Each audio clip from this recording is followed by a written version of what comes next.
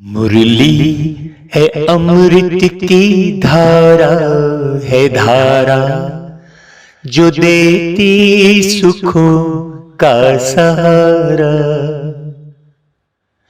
मुरली है अमृत की धारा, है धारा जो देती सुखों का सहारा।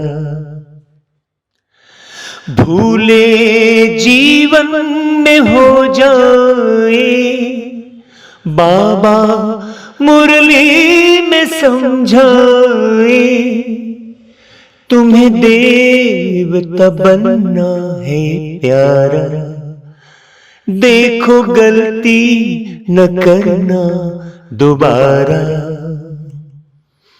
मुरली है अमृत की धारा, है धारा जो देती सुखों का सहारा। आप यदि गौर करेंगे तो आपको एक बात बहुत अच्छे से स्पष्ट हो जाएगी कि इस संसार में जितनी भी वस्तुएं हैं और जितने भी प्राणी हैं, कोई भी अपने स्वभाव को नहीं बदलता है। केवल मनुष्य आत्मा ही एक ऐसा प्राणी है जिस पर विश्वास नहीं किया जा सकता। एक ही प्राणी है। मनुष्य आत्माओं को समझना बड़ा मुश्किल है, परमात्मा को समझना बहुत आसान है, लेकिन मनुष्य आत्माओं को समझना बहुत मुश्किल है। बाहर से कुछ और दिखेगा और अंदर से कुछ और होता है। उसी का गायन रामायण में तुलसीदास जी ने किया हुआ है कि बाहर से दिख रहा था साधु और निकला रावण। सीता जी उसी धोखे में आ गई, ये बताया है रामायण में। तो मीठे मीठे भाइयों, बाबा की वाणी को सुनकर, समझकर और अपने स्वभाव में टिक जाना है, क्योंकि ये संसार, अभी जो वर्तमान में संसार है, एक भी व्यक्ति विश्वास योग्य नहीं है। प्रत्येक व्यक्ति बोलता कुछ और है, सोचता कुछ और है, करता कुछ और है। मजबूरी में जीवन जीता है। एक्यूरेसी नहीं है, परफेक्शन नहीं है ना भाई। इसलिए बाबा कहते हैं, जिसने अपने स्वभाव को बना लिया बहुत अच्छे से, वही स्वर्ग में आएगा, है ना। स्वभाव और स्वर्ग, स्वर्ग में भी स्व शब्द है। तो स्वर्ग में आने की एक ही विधि है, अपने ओरिजिनल स्वभाव में रहना। अपने स्वभाव को अच्छी रीति समझना कि जो मैं सोचता हूँ, जो मैं बोलता हूँ, वो मैं करता हूँ क्या। जो मैं वादे करता हूँ, क्या मैं उसे निभाता हूँ। हाँ, मुख्य बात है स्वपरिवर्तन।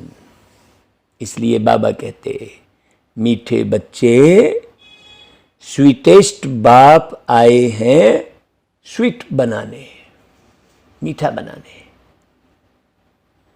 तो तुम्हें देवताओं के समान स्वीट बनना और बनाना है, बनाना भी है। मतलब कड़वों को मीठा भी बनाना है। इतना स्वीट बनना है कि तुम्हारे साथ रहकर कड़वा भी मीठा बन जाए। पूरा नहीं बनेगा, थोड़ी तो कड़वाहट हट जाएगी भाई। है जैसे करेला बनाते हैं तो उसमें गुड़ मिला के खाते हैं, है ना। बाबा कहते हैं सदा सुखी बनने का वरदान किन बच्चों को प्राप्त होता है? तो सदा सुखी रहेगा, देखना रत्ती भर भी रंच मात्र भी दुख नहीं होगा। है किसी के स्वभाव को देखकर, कोई धोखा खाकर, किसी के व्यवहार को देखकर, कोई परिस्थिति को देखकर रत्ती भर भी दुख नहीं होगा। किसको नहीं होगा भाई? जिन्हें ज्ञान रत्नों की वैल्यू है। बाबा जो ज्ञान सुना रहे हैं, जैसे बाबा ने कहा स्वीटेस्ट बाबा, बाबा बहुत स्वीटेस्ट है। तुम कितने भी नीचे गिर गए लेकिन बाबा ने तुम्हें प्यार करना नहीं छोड़ा, है ना भाई।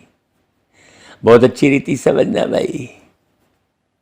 बाबा के एक एक रत्न पदम पति बनाने वाले हैं।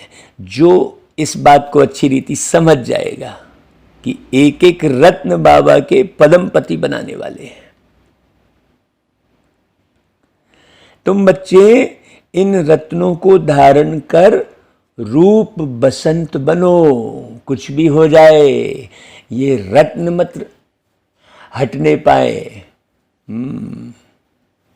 जैसे वो रत्न धारण करते हैं ना, पुखराज, नीलम परी, ऐसा करते हैं ना, तो बड़ा ख्याल रखते हैं उसका।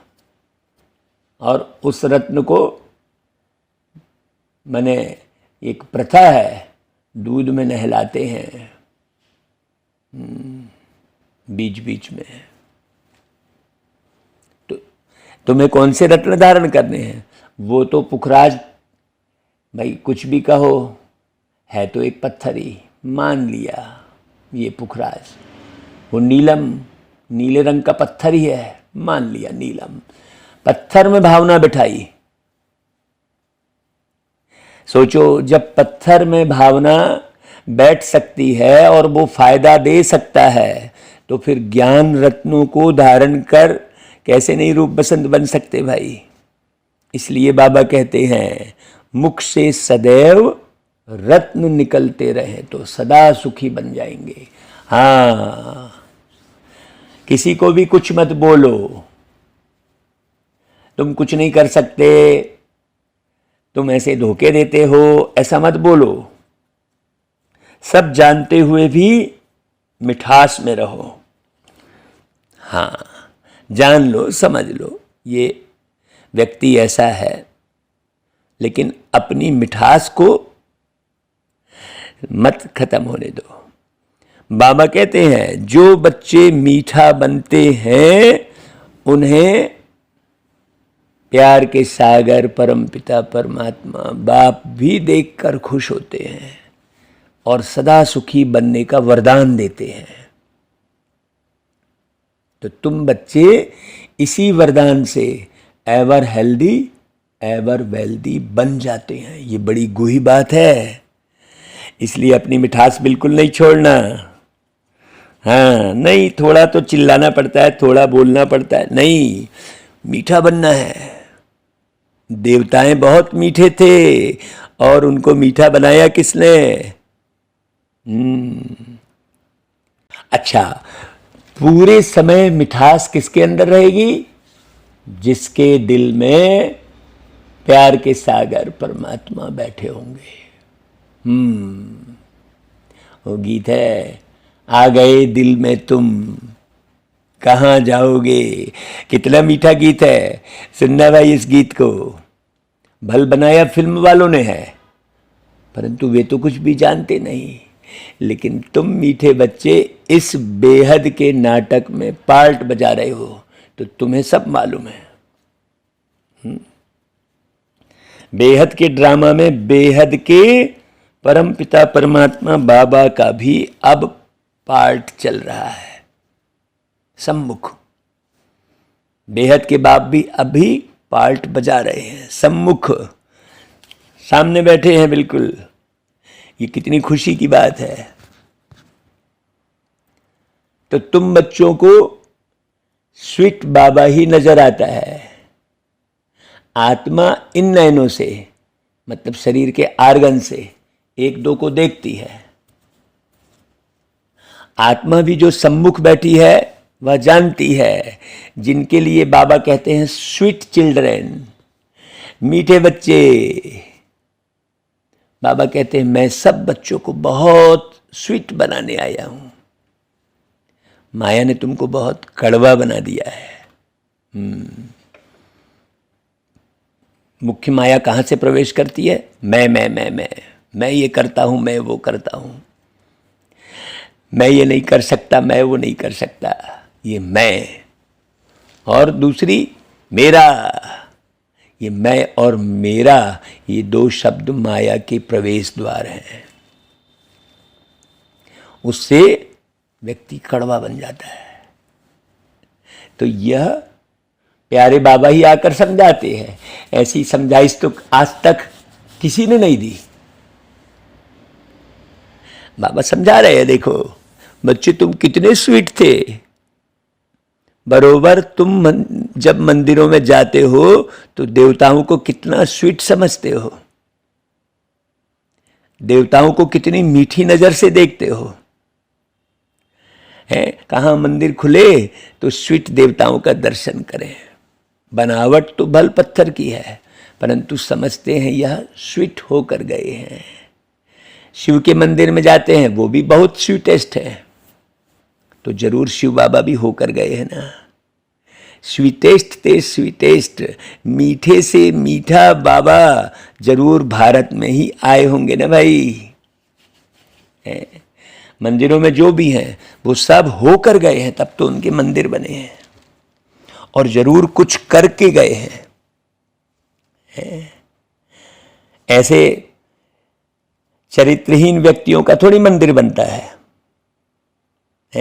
लड़ने झगड़ने वालों का मंदिर बनता है क्या? उटपटांग बोलने वालों का, धोखा देने वालों का, वादा खिलाफी करने वालों का मंदिर बनेगा? नहीं बनेगा। सोचो, स्वीटेस्ट बाप को जानने वाले बच्चे ही होंगे, तो जरूर कहेंगे निराकार परमपिता परमात्मा सबसे स्वीटेस्ट हैं, मीठे हैं। भाई भारत में खास और दुनिया में आम शिव बाबा की महिमा तो बहुत है ना। शिव काशी विश्वनाथ गंगा ऐसे बहुत कहते हैं, वहां जाकर रहते भी हैं।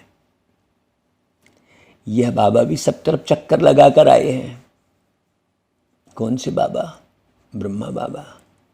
और बड़ी खुशी की बात यह है कि मुझ आत्मा को भी प्यारे बाबा ने पूरे विश्व का चक्कर लगवाने की ड्यूटी दे दी।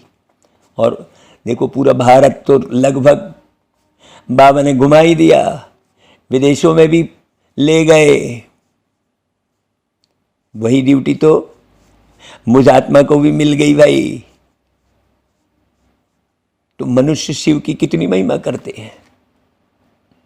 बाबा जानते हैं यह सब स्वीट चिल्ड्रन हैं, घर के बच्चे हैं, सबको नंबरवार अपना पार्ट मिलता है, परंतु सबकी नजर तो हीरो हीरोइन पर ही जाएगी ना भाई। अब इस ड्रामा में जो हीरो हीरोइन है उन्हों के लिए गाते हैं तुम मात पिता हम बालक तेरे। अभी तुम बच्चे जानते हो उस मात पिता के सम्मुख बैठे हैं। दुनिया के सम्मुख तो नहीं है ना, बच्चों के सम्मुख हैं बाबा। यह है गुप्त, इसको हर कोई नहीं समझ पाएगा कि कैसे सम्मुख बैठे हैं बाबा। बाकी तो ब्रह्मा बाबा का नाम निशान गुम कर दिया है बिल्कुल ही, सिर्फ चित्र हैं, परंतु उनसे कोई पता नहीं पड़ता। कि ब्रह्मा के तन में शिव बाबा आए हैं। बाकी शिव के पुजारी तो बहुत होते हैं, लेकिन पूरा परिचय नहीं है कि वो शिव कैसे आते हैं, कैसे बोलते हैं। तुम जानते हो, शिव बाबा हैं स्वीटेस्ट। उन जैसा स्वीट कोई हो ही नहीं सकता। वह स्वीटेस्ट बाबा ना आए तो यह पतित दुनिया पावन कैसे बने? सोचो, इस समय तुम बच्चों के सिवाय कोई भी स्वीट नहीं है। हाँ, भले अपने को शिवो हम भगवान कहते रहते हैं, लेकिन भगवान तो इतना स्वीटेस्ट है, वह तो परम धाम में रहने वाले हैं।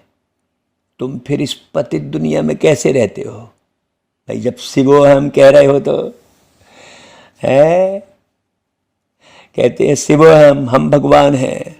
भगवान तो रचयिता पतित पावन है भाई, है। शिव तो पतित पावन है, पतितों को पावन बनाने वाले हैं। अब तुम कौन कितने पतितों को पावन बना रहे हो? भाई भगवान को सभी भक्त याद करते हैं, ऐसे नहीं कि सब भक्त भगवान हैं। तो निराकार शिव बाबा को ही स्वीटेस्ट कहेंगे। स्वीटेस्ट बाबा द्वारा ही स्वीटेस्ट स्वर्ग में जाएंगे। यह डिनाइस्टी रची जा रही है। अब इसे कोई समझे या ना समझे भाई, है।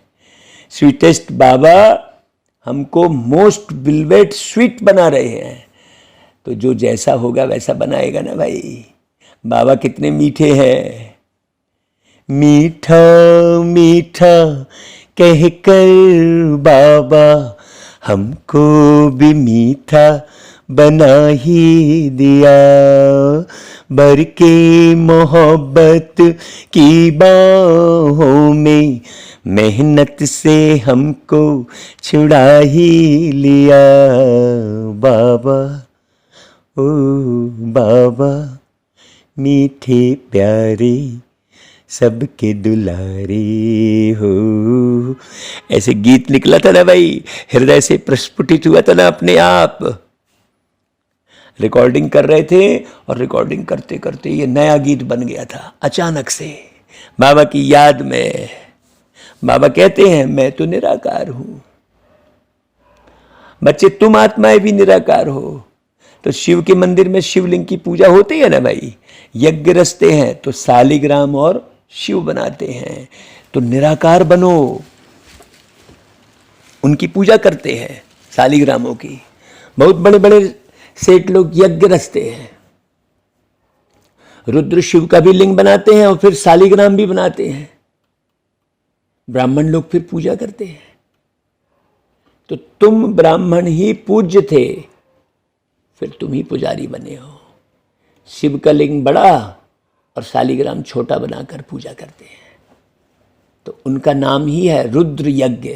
तो यह हो गई मिट्टी की पूजा है। बुत आदि मिट्टी के बनाते हैं यादगार के लिए, फिर पुजारी बैठ पूजा करते हैं। तो कभी ना कभी तो भारत पूज्य था ना भाई, ओरिजिनल में पूजा हुई होगी ना। तो सतयुग त्रेता में पुजारीपन नहीं था। आधा कल्प है ज्ञान और आधा कल्प है भक्ति। ये राज केवल बाबा ने बताया। गाया भी जाता है, आप ही पूज्य और आप ही पुजारी। फिर कहते हैं सब भगवान है, समझते हैं भगवान ही पूज्य था, भगवान ही पुजारी बनता है? बताओ, रामचंद्र जी को भी पूजा करते दिखाए तो बजरंगबली को भी पूजा करते दिखाए तो कृष्ण जी को भी पूजा करते दिखाए। अब उनको फिर भगवान भी कह दिए। इसको उल्टी गंगा कहा जाता है। बाप को तो सब बुलाते हैं, हे भगवान, हे पतित पावन, हे रहम दिल। तो पुकारना माना आह्वान करना। भक्ति मार्ग में आधा कल्प भक्त लोग आह्वान करते हैं, बाकी स्वर्ग में तो तुम मालिक होंगे। बाबा कहते हैं तुमको बहुत स्वीटेस्ट बना रहा हूं। गॉड फादर कितने मीठे, कितने प्यारे शिव भोला भगवान है। गाते हैं ना भाई, कितना मीठा कितना प्यारा शिव भोला भगवान,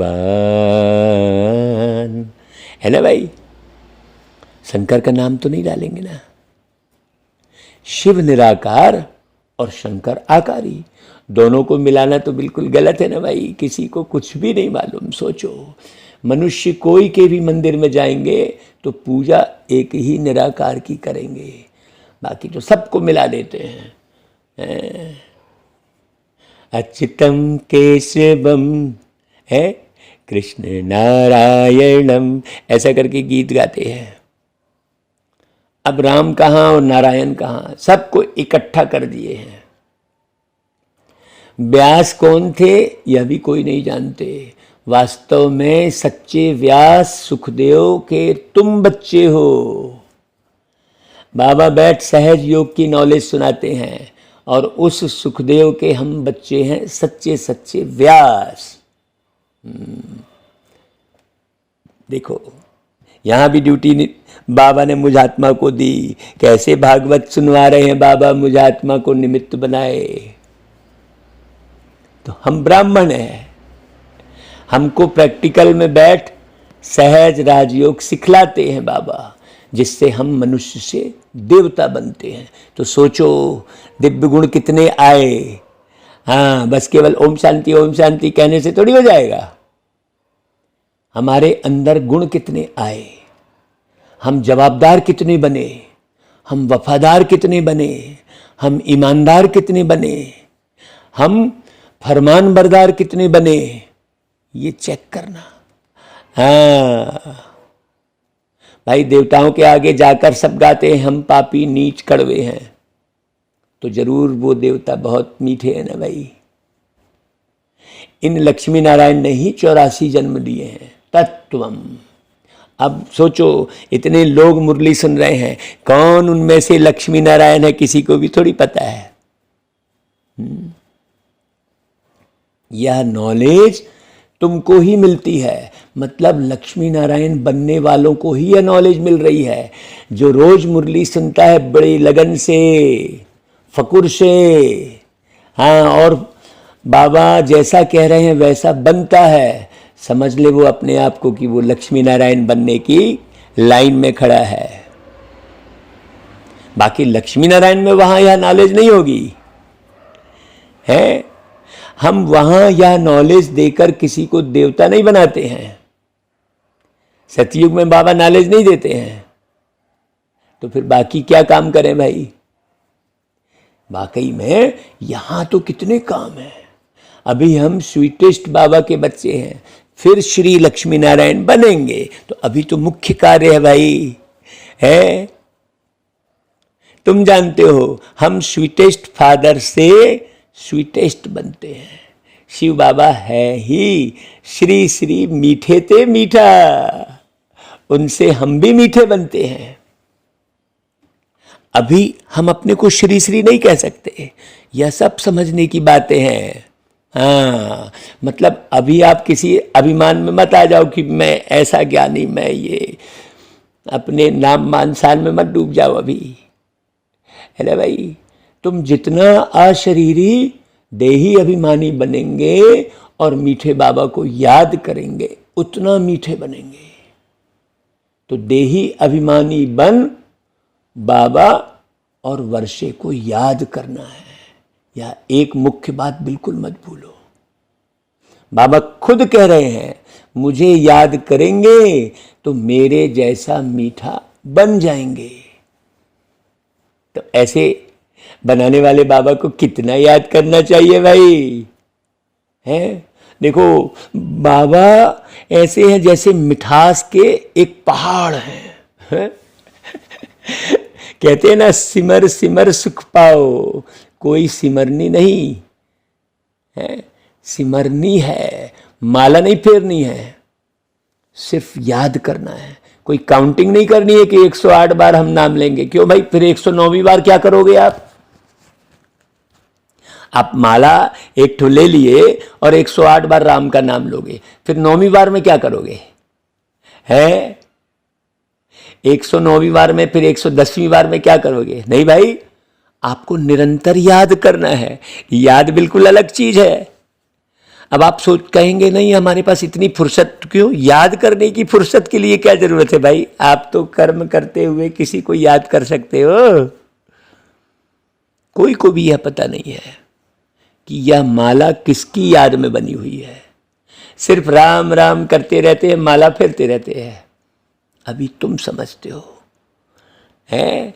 राम शिव बाबा के हम बच्चे हैं, इसलिए सिमरन करते हो। माला फेरना तो पुजारीपन का चिन्ह है ना भाई। हम बाबा को बहुत याद करते हैं, याद से ही हम एवर हेल्दी निरोगी बन जाते हैं। हम माना कौन? हम आत्मा। अब कोई कहेगा कि भाई आप तो बोल रहे थे कि हम एवर हेल्दी निरोगी बन जाते हैं, फिर तो आपका शरीर बार बार बीमार पड़ रहा है। तो भाई हमारा शरीर बीमार पड़ रहा है ना, क्यों? क्योंकि ये तमो प्रधान तत्वों से बना है।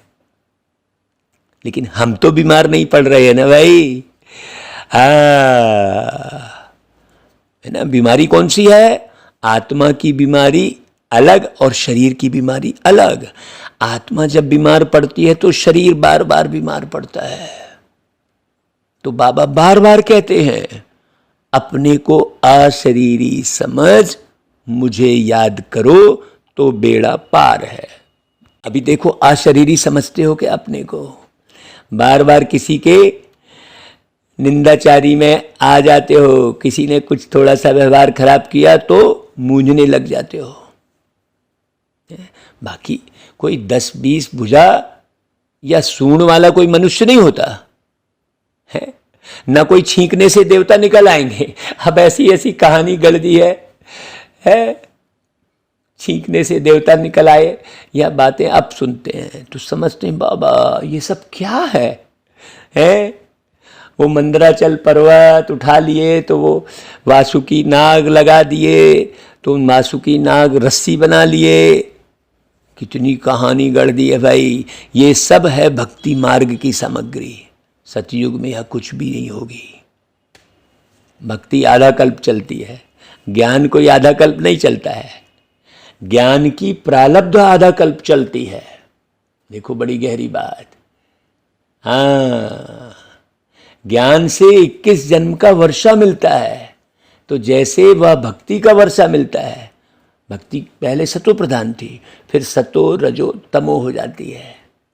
कितनी तमो प्रधान भक्ति है सोचो।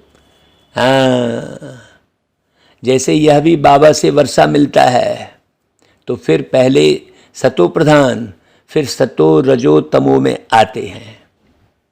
ज्ञान का वर्षा भी सतो प्रधान सतो रजो तमो होता है। यह सब समझने की बातें हैं। बहुत लोग ज्ञान को अच्छी रीति नहीं समझ पाते तो तमो प्रधानता नहीं छोड़ पाते। तो पहले तो समझना है कि हम आत्मा मोस्ट बिलवेड बाबा के बच्चे हैं। बाबा इस जिस्म में आए हैं। भाई जिस्म बगैर मुरली कैसे सुना सकेंगे? है अभी भी मैं आत्मा जो बाबा की मुरली सुना रहा हूं तो एक शरीर में बैठकर ही सुना रहा हूं ना भाई। लेकिन ऐसे मीठा बन के आत्मा बिल्कुल मीठी रहे। है भाई, निराकारी दुनिया तो है साइलेंस वर्ल्ड, फिर है मूवी, और फिर यह टॉकी। तो टॉकी में आकर ही कोई बात बोली जा सकती है। 3 लोग हैं ना भाई, एक एक बात तुम नहीं सुनते हो। दुनिया में और कोई जान ही ना सके, तुम जानते हो। हम आत्माएं साइलेंस वर्ल्ड से आती हैं, शांति धाम से, वहां की रहवासी हैं। इसलिए उनका नाम ब्रह्मांड रखा हुआ है। अंडे मिशल आत्माएं रहती हैं, परंतु ऐसे है थोड़ी ही। अगर स्टार कहें तो स्टार की पूजा कैसे हो भाई? फल फूल दूध आदि उन पर चढ़ाएं कैसे? वो तो ठहर न सके। तो नाम तो शिव ठीक है, ऐसे नहीं कि वह बाप बड़ा और हम आत्माएं छोटी हैं। नहीं, आकार में बिंदु, गुणों में सिंधु प्यारे बाबा है। तो परम माना परम धाम की रहने वाली आत्मा जो मोस्ट बिलवेड है। तो तुम जानते हो। अब हमको बाबा की श्रीमत पर चलना है। बहुत मीठे थे मीठे बाबा आकर हमको मोस्ट स्वीट बनाते हैं, बहुत मीठा बनाते हैं, है ना भाई। इसलिए वो गीत बड़ा फिट है कि मीठा मीठा कहकर बाबा हमको भी मीठा बना ही दिया। तो भाई हमको ये मालूम पड़ा ना भाई कि हम भी मीठे बन गए हैं। तो जरा देखो, ऐसे यूं ही मत कह देना कि हम मीठे बन गए। मीठे हो कि नहीं? आत्मा स्वीट बनेंगी तो शरीर भी स्वीट मिलेगा। बाबा कहते हैं सिर्फ बीज और झाड़ को याद करो। बीज बाबा ऊपर में है, वह है वृक्षपति। कौन से वृक्ष के पति? मनुष्य सृष्टि के। हाँ, और यह है फाउंडेशन। अभी ये फाउंडेशन लग रहा है, फिर इनसे और टाल टालियां निकलती हैं। जरा इस झाड़ को भी समझना, ये झाड़ अदृश्य है। दुनिया में कोई की बुद्धि में यह बात नहीं है। बाबा कहते हैं लाडले बच्चे, निराकार बाबा इस शरीर द्वारा बोलते हैं और तुम इन कानों से सुनते हो। तो आत्मा ही धारण करती है ना, कोई भी बात आत्मा ही धारण करेगी ना। है, सोचो, चाहे कुदृष्टि बना रहे हो चाहे सुदृष्टि बना रहे हो, सब करने वाली कौन? आत्मा। आत्मा में ही जमा हो रहा है। तो बड़ी सावधानी रखना भाई। कहते हैं ज्ञान सूर्य प्रगटा अज्ञान अंधेर विनाश। तो वो ज्ञान सूर्य कौन है भाई? अंधियारी रात होती है ना, शिवरात्रि मनाते हैं ना, फिर मनुष्य समझते हैं इससे भी अभी अर्जुन अंधियारा होगा। यह है ही घोर अंधियारा। अभी अज्ञानता के कारण इतने कष्ट मिलने वाले हैं आने वाले समय में। सोचो, मनुष्य नहीं जानते, लेकिन अभी तो तुम रचयिता और रचना के आदि मध्य अंत को जान गए हो ना। जिसके लिए सन्यासी कहते हैं बेअंत है, उसको तो हम जान गए ना भाई। ईश्वर तुम्हारी गत मत न्यारी है कहते हैं, तो वो न्यारी मत कौन सी है? तुम तो समझते हो ईश्वर ही आकर गति सदगति करते हैं। तुम जानते हो श्रीमत से हम शो नर से नारायण, नारी से लक्ष्मी बनेंगे। तो कितना भारी नशा है भाई। एम ऑब्जेक्ट तो एक होती है ना भाई। बैरिस्टर बनेंगे परंतु नंबरवार तो बनेंगे ना। इसलिए फॉलो फादर मदर, और किसी को मत देखो, किसी को भी मत देखो। न किसी के अच्छे व्यवहार में फंसो, न किसी के बुरे व्यवहार में फंसो। जानते हो मदर फादर पुरुषार्थ कर नंबर 1 में जाते हैं। तो हम भी पुरुषार्थ करें भाई, हम भी इतना स्वीटेस्ट बने। बच्चे माँ बाप के तख्त पर जीत पाते हैं ना। वह बड़े हो जाएंगे तो माता पिता नीचे उतरेंगे। तो जैसे तुम माता पिता के तख्त पर जीत पाते हो, हाँ, तो तुम बच्चों को बहुत प्यारा, बहुत मीठा बनना है।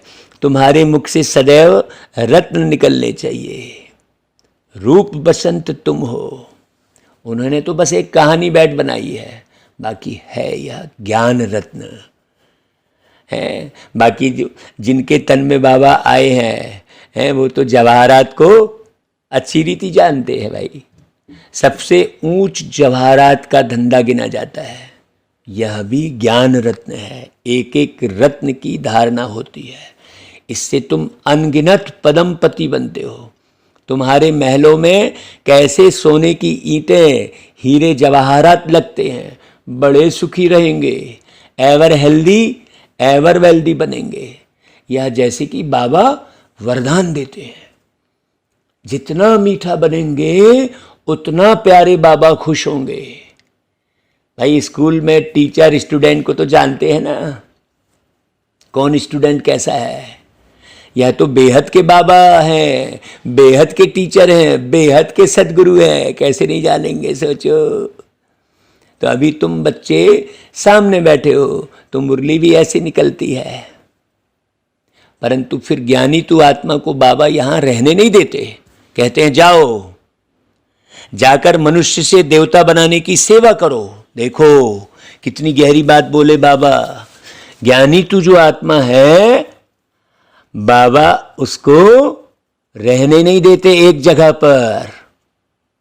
हाँ, बड़ी गहरी बात। कितनी खुशी हो रही है भाई बाबा की इस बात को सुनकर। तो जो कड़वे थे, कड़वे प्लेगी बहुत रोगी हो गए हैं, उनको निरोगी बनाओ। है वो प्लेग एक बीमारी है ना भाई, खूब फैली थी, जैसे कोरोना बीमारी फैली थी ना, वैसे ही उस समय प्लेग की एक बीमारी फैली थी। वो उदाहरण बाबा ने दिया। तो अभी तो एवरेज आयु 40-50 वर्ष होगी। योगी की आयु बहुत बड़ी होती है। श्री कृष्ण को महात्मा योगेश्वर कहते हैं। उनका जब राज्य था तब एवरेज आयु 150 वर्ष थी। अभी तो सब रोगी बन गए हैं। हिसाब तो है ना भाई, परंतु ये हिसाब मनुष्य जानते ही नहीं। बुद्धि रूपी बर्तन जो सोने का था, उसमें विष भरने से यह हाल हो गया। हाँ, अब बाबा ज्ञान अमृत डाल सोने का बनाते हैं। अभी तो सबकी बुद्धि में विष भरा हुआ है, विषय विकार, और गाते रहते हैं विषय विकार मिटाओ पाप हरो देवा। तो किसको बोल रहे हैं विषय विकार मिटाओ? देवताओं को ही बोल रहे हैं ना भाई। तो तुम देवता बनने वाली ही आत्मा हो, तो तुम ही सबके विषय विकार मिटाओगे ना। कि तुम भी विष में पड़ जाओगे तो फिर औरों के विषय विकार कैसे मिटाओगे? वो तो देवा ही कह रहे हैं विषय विकार मिटाओ पाप हरो देवा, मतलब तुम्हारी ही पुकार कर रहे हैं। सोचो। अच्छा भाई, बाबा फिर याद प्यार देते, गुड मॉर्निंग करते, नमस्ते करते हैं। अभी धारणा के लिए मुख्य सार सुनना। बाबा के समान स्वीटेस्ट बनना है।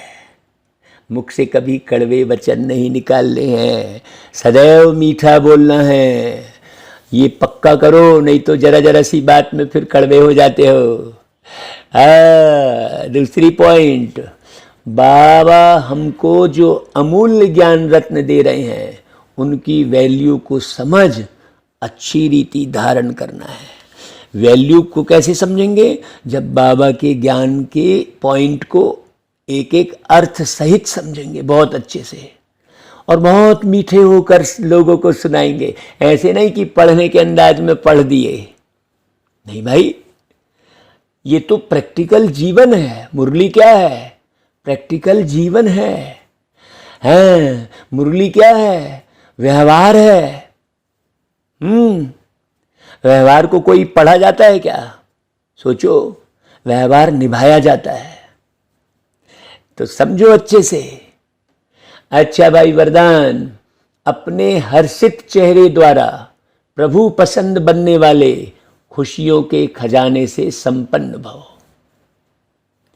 बाप दादा ने ब्राह्मण जन्म होते ही सबको खुशी का बड़े से बड़ा खजाना दिया है।